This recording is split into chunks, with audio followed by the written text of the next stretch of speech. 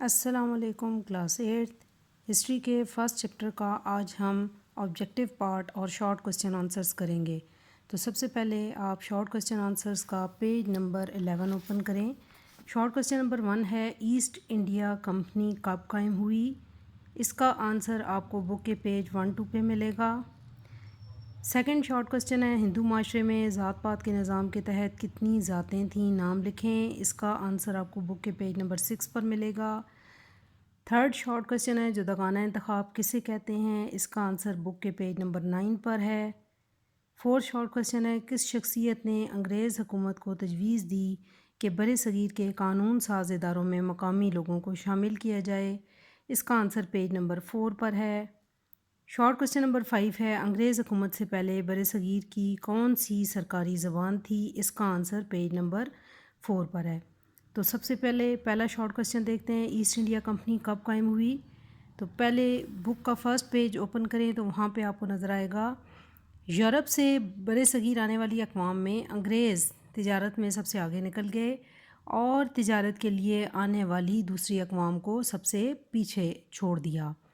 1600 میں برطانوی ملکہ الزبتھ سے قانونی اجازت نامہ حاصل کر کے انگریزوں نے ایسٹ انڈیا کمپنی کی بنیاد رکھی، جس کا اصل مقصد بر صغیر سے تجارت کرنا تھا، مگر انتظامی اور تعلیمی زوال کے باعث انہوں نے رفتہ رفتہ بر صغیر پر قبضہ کرنا شروع کر دیا۔ تو یہ اس ایسٹ انڈیا کمپنی کے قیام کے متعلق ہے۔ یہ لانگ کوسچن میں بھی آپ نے کیا ہے، اس کو آپ نے یاد کرنا ہے۔ اس کے بعد ہے شارٹ کوسچن نمبر 2، ہندو معاشرے میں ذات پات کے نظام کے تحت کتنی ذاتیں تھیں؟ اس کے لیے آپ بک کا پیج نمبر 6 دیکھیں، یہ بھی آپ نے لانگ کوسچن میں کیا ہے۔ ہندو معاشرے میں ذات پات کا نظام رائج تھا، جس کے تحت ہندو معاشرہ 4 ذاتوں میں تقسیم تھا: برہمن، نمبر 2 کھشتری، نمبر 3 ویش اور نمبر 4 شودر۔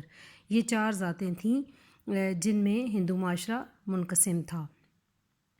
اس کے بعد ہے شارٹ کوسچن نمبر 3، جداگانہ انتخاب کسے کہتے ہیں؟ اس کا آنسر بک کے پیج نمبر 9 پہ آپ کو ملے گا۔ جداگانہ انتخاب کیا ہوتا ہے؟ یعنی مذہب کی بنیاد پر نمائندوں کو منتخب کرنا جداگانہ انتخاب کہلاتا ہے۔ یہ اہم معلومات میں دیکھیں لکھا ہوا ہے، مذہب کی بنیاد پر نمائندوں کے انتخاب کو جداگانہ نیابت یا جداگانہ انتخاب کہتے ہیں۔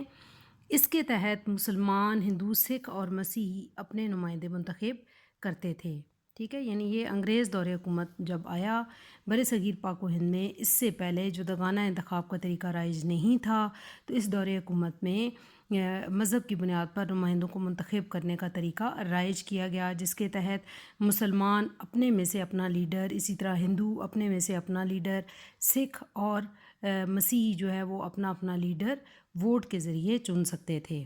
یہ ہوتا ہے جداگانہ انتخاب۔ اس کے بعد شارٹ کوسچن نمبر 4 ہے کس شخصیت نے تجویز دی کہ بر صغیر کے قانون ساز اداروں میں مقامی لوگوں کو شامل کیا جائے؟ تو سر سید احمد خان جب انہوں نے سیاست میں قدم رکھا تو سب سے پہلے انہوں نے انگریزوں کو یہ بات سمجھائی کہ جو بر صغیر کے قانون ساز ادارے ہیں وہ قانون سازی کا کام تب اچھے طریقے سے کر سکیں گے جب مقامی لوگ اس میں شامل ہوں۔ سر سید احمد خان، یہ پیج نمبر دیکھیں آپ 4 ہے۔ سر سید احمد خان نے دلیل پیش کی کہ بلا شبہ برطانوی پارلیمنٹ میں بر صغیر کی شمولیت ناممکن ہے، لیکن بر صغیر پاک و ہند کے قانون ساز اداروں میں یہاں کے لوگوں کی شمولیت ہونی چاہیے، کیونکہ سب کانٹیننٹ کو برطانوی پارلیمنٹ کے لا یا اس کے تحت چلایا جا رہا تھا، تو برطانوی پارلیمنٹ میں تو بر صغیر کے لوگ جا کے شامل نہیں ہو سکتے تھے، وہ تو ناممکن سی بات تھی۔ اس لیے یہاں بر صغیر کے اندر جو قانون ساز ادارے تھے اس میں لوگوں کی جو شمولیت ہے اس کو لازمی، یہاں کے لوگوں کے مقامی لوگوں کی شمولیت کو انہوں نے لازمی قرار دیا۔ اس کے بعد شارٹ کوسچن نمبر 5 ہے کہ جب انگریز دور حکومت تھا، انگریز دور حکومت سے پہلے بر صغیر کی کون سی سرکاری زبان تھی؟ تو یہ بھی پیج نمبر 4 پر ہی اس کا آنسر ہے۔ انگریز دور حکومت سے پہلے سرکاری زبان جو یہاں کی تھی وہ فارسی تھی، تو لارڈ میکالے نے یہ تجویز دی تھی کہ سرکاری زبان فارسی کی بجائے انگریزی کی جائے، یعنی فارسی کو ختم کروا کر اس کی جگہ انگریزی کو سرکاری زبان کا درجہ دینے کا کام لارڈ میکالے نے کیا، ٹھیک ہے جی۔ تو یہ آپ کے شارٹ کوسچن ہو گئے 5۔ اب ہم چلتے ہیں آبجیکٹیو کی طرف۔ تو پہلا دیکھیں ایم سی کیو، آخری مغل بادشاہ کا نام تھا بہادر شاہ ظفر۔ اسباب بغاوت ہند نام کا رسالہ کس نے لکھا؟ سر سید احمد خان نے۔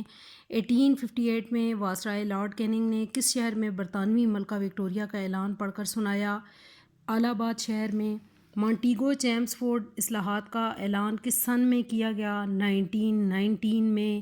قانون مجالس ہند 1909 میں۔ گورنر جنرل کی انتظامی کونسل کے ممبران کی تعداد تھی 5۔ تو یہ آپ کے ایم سی کیوز ہیں۔ اس کے بعد آپ ٹرو فالس پہ آؤ۔